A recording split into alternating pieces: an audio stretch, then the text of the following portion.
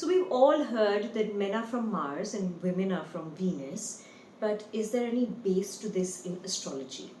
I thought I'll talk more about how astrologically we are different because of our gender and how we evolve and mature over a period of time and how astrology gives us an insight into all of this. Surprising, but it's true and we have this insight. So be with me on certain things that I'm telling you in parts because we'll be joining the dots by the end of this video.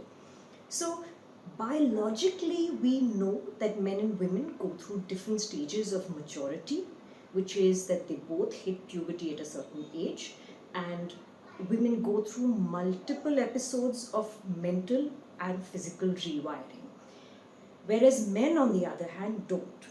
And let me explain that in detail a little. So when we are kids, we're more or less the same. We have, similar hormones functioning. We are all very passionate. We are all very aggressive and expressive because we are kids. But we have this one hormone in men, in boys, in young boys, which is testosterone, and it keeps increasing with time. It keeps expressing itself in various ways, especially during puberty, when they're going through a complete rewiring and restructuring of their physical self and their mental and emotional self. This is something we are all aware of because we've all been through those stages, whereas women comparatively are going through similar changes in terms of their hormones defining their physical structure, their mental and emotional structure. Now, here's the thing, that's where the difference comes in, that men go through this rewiring only once in their lives because of the biological restructuring. Whereas women, on the other hand, go through this rewiring of their physical, mental, and emotional state multiple times in their lives. So one time is puberty, the other time is when they have children. Every time they're giving birth to a child, their hormones are going up, touching the sky and then dropping, depending on what stage of childbirth they're at. The other time this happens in their lives is when they're hitting menopause. So literally menopause is described as a roughly 20-year period where they go through these hormonal fluctuations. Now, the biological part can be better explained by a doctor, but the fact is that we all know that we're going through this, right? It's not a brand new idea that people didn't know that childbirth is a hormonal process. The blood test that you have when you're pregnant is basically trying to understand how hormones have changed within the blood to assess whether the woman is pregnant or not, right? So we all know these basics that during puberty, men and women both go through their changes at a very young age, and then women go through mental, physical changes during childbirth. If you have one child, you're going through that. If you have 5 children, 10 children, you're going through that mental rewiring and physical rewiring and even emotional rewiring multiple times. And then finally, women again go through it during their menopause period. Okay, so the reason why we're discussing the biological side of things in an astrological video is because we need to understand that men are going through their rewiring once, whereas women, whether they like it or not, whether they want it or not, are going through this rewiring multiple times. If you're one child, your hormones are fluctuating. You have 10 children, your hormones are fluctuating. Even if you have no children, at menopause, no matter what, you will have that fluctuation of hormones. Now, when we look at this difference, it gives us a very deep insight that the psyche of the person, right, the way your mental alignment and emotional alignment somewhere freezes in time. For men, it's happening around puberty. So that's why even if a man is in 40s, 50s, 70s, their thinking, their ideology, their maturity has a root in rewiring, which happened around puberty, right? After that, there is no significant hormonal biological event that's happening in your life that is rewiring you to such an extent. When people go through puberty, when young kids are going through puberty, this is what we say, that their brains are fried because of so many changes happening in the brain, right? The changes are extreme and it's a very uncomfortable time period, and that's why we tell parents to please be gentle and calm with their children around this time period, because we can't even imagine you know how extreme the changes are, right? While you're changing physically, mentally and emotionally, you are understanding a lot, you're feeling a lot, and you're not able to articulate it enough because you're not grown enough to have that sort of vocabulary and understanding of the world. The maturity takes time to come, but the rewiring is happening. So men, for the longest time period, will actually be having ideas of relationship, about even the other gender, or about their own place in the world, depending on how their stage of puberty was, right? Their learnings around that time period are rewiring them, and somewhere they get frozen in time in terms of their understanding of a lot of things. Now, this is biological, of course. There are social influences over time period, there's your own personal evolution, growth, exposure, a lot of that stuff that allows you to rewire and reassess things, right? But I'm talking about at a very biological level, you may not get this opportunity again and again, right? So, putting aside the storyline of the men, the women on the other hand are getting this opportunity, and where I'm calling it an opportunity, a lot of women are probably not enjoying it, right? Because it's too much of a fluctuation. So again, your brain in a way is fried because your hormones are all over the place, whether it's menopause, whether it's childbirth, you're going through these changes over and over again. So in observation also, you will realize that your needs and demands as a woman, from life, from profession, from relationships, from everything around you, changes. It doesn't fluctuate, let me tell you, it changes, it evolves, it grows. So a lot of times, you know, I've heard people say, oh, men are so immature, women are so mature in relationships. Why can't my husband understand what I'm going through? And men end up saying that, oh, my wife is expecting me to understand her without saying much, and I don't get it. You know, I don't know what she wants, I don't get it, and it takes time for me to understand that, right? And that becomes part of a man's training and evolution, which has to be self-motivated, right? Because it's not being biologically motivated. So keeping all of this information, which is biological, aside, I want to come to the astrological side of it, right? We can't deny biology of it, right? That's amazing. Nature has designed it this way, and there's this profound reason to it, right? It's the design of the universe. It wants to keep genders a certain way because opposites attract, right? And this is something I explained in one of my other videos on YouTube, on Instagram. You can go check it out, and you'll probably have a link for it at the end of this video as well. But to explain that in an astrological way, we have to understand the roots of it in biology, because I know that that's something you will relate to, right? On a surface level, we relate to that, we understand that. Astrological level is more of a cosmic level, but it's reiterating the same stuff, right? When we are thinking of anything that's alive in this world, in astrology, we look at it through Jupiter. Now, Jupiter is seen as our breath, right? If you're alive, you're breathing, and that's judged by Jupiter. So when I'm looking at a horoscope and I want to understand who is this person, what is this person, what are they made of, who are they, I look at the Jupiter. Jupiter gives me all the insight into it, whether you're a man or a woman, right? In Nadi astrology, Jupiter is the key planet to look at when you're judging a person. Now, when it comes to women in astrology, we also look at Venus, right? So when we're talking about men, if it's your partner, we look at Jupiter, we don't look at Mars, let me tell you. If it's just a brother or a distant friend, or a cousin, we might look at Mars, right? But we need to understand that Jupiter is the man in a woman's chart, and Jupiter is the man in your chart if you are a man, right? So when I'm looking at a woman's chart, I'm also looking at Venus. So you understand the complexity of it. That for a man, I'm only looking at one planet to judge him. Who is he? Where is he born? What is his life all about?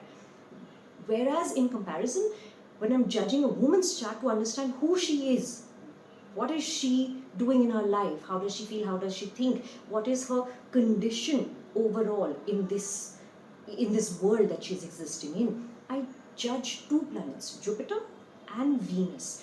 And this is also the reason we end up feeling that women's charts are more complex, because like I said, biologically we are understanding the complexities, right? We are understanding how a woman is evolving, and she's not one thing and she can never be one thing.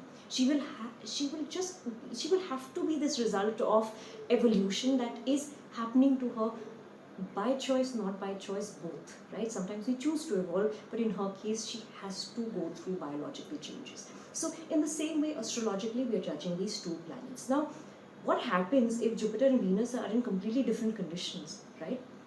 So there's a part of you that will have that complexity, that it will have you have a certain kind of personality, and parallelly you have other traits as well, right? No person in this world is just one thing. We are many different things, right? But with women, they are many different things that are also evolving and changing, and that's why we judge Jupiter and Venus together.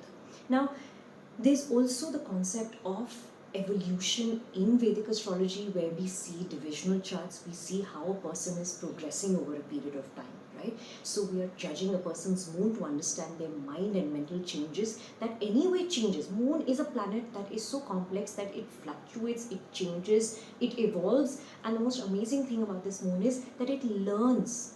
Moon learns from experience. Moon also stores in memory. So if you have betrayed me, my moon has stored that as memory.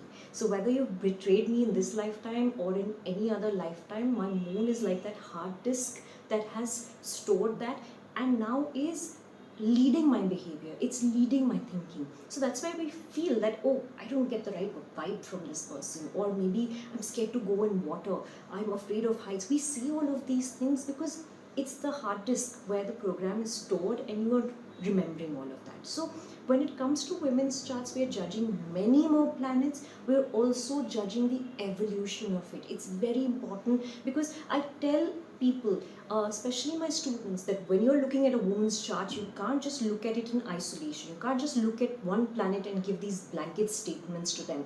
You have to see the age of the woman, the stage at which she's at, and how she's progressing over a period of time. So you will judge Venus, you will judge Jupiter, you will also judge Moon, and you have to see the progression of them. You also have to see how they are functioning in divisional charts, because this one entity, which is your woman, she's evolving so much over a period of time. So if you're talking about demands in a relationship, which is the main reason a lot of people come to an astrologer, right? How do I sort my relationship out? My husband and I, we were in love when we got married, but now we are not compatible. This could happen 2 years down the line, this could happen 20 years down the line, right? How do you understand that? How do you assist a person, a client like that, when they're coming to you?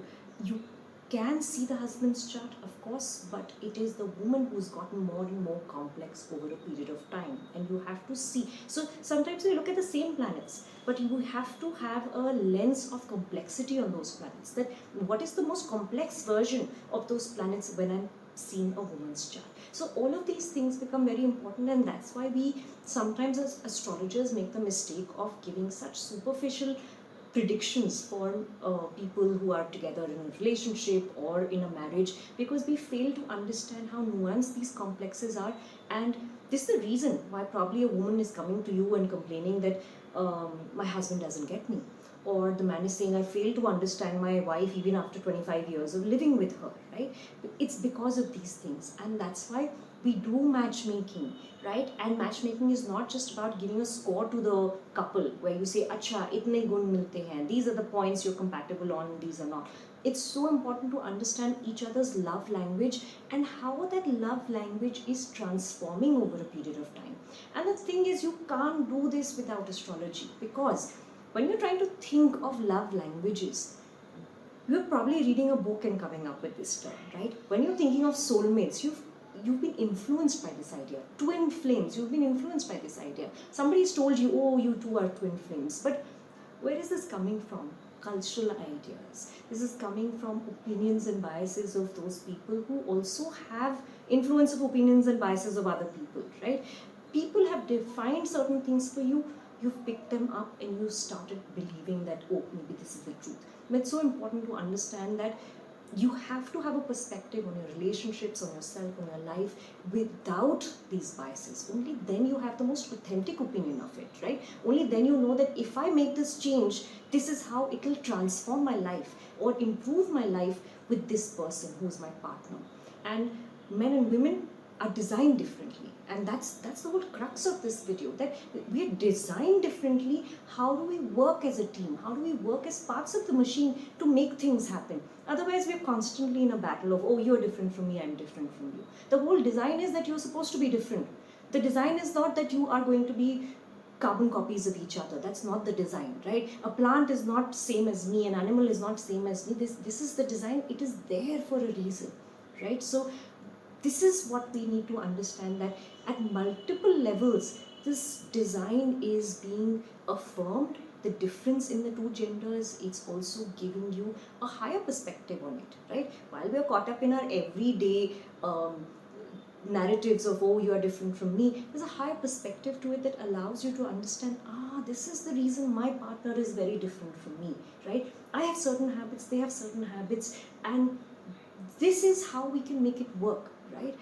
Instead of constantly being at loggerheads with each other, that you've got to do it my way or it's the highway, right? So I hope this video helped you understand the core gender differences at multiple levels, right? And it is also a reminder for you to maybe seek astrological consultation and get a higher perspective on your own relationship, on your own ways of expressing yourself, whether it's your love language, whether it's your habits, and also understanding what is it that you really expect in a relationship, right? Because sometimes you're also very skewed on our expectation. We want romance, but do you really want romance? Because will romance really change the issues in your life? Will the garbage be magically taken out of your house, or will food be cooked magically because of that? We have to have a right balance of the reality and the ideas and ideology of a relationship. So I feel that an astrological consultation can give you that idea, because it tells you that this is who you are, this is who your partner is, how do we get you both on the same page? And it's not about that scorecard of,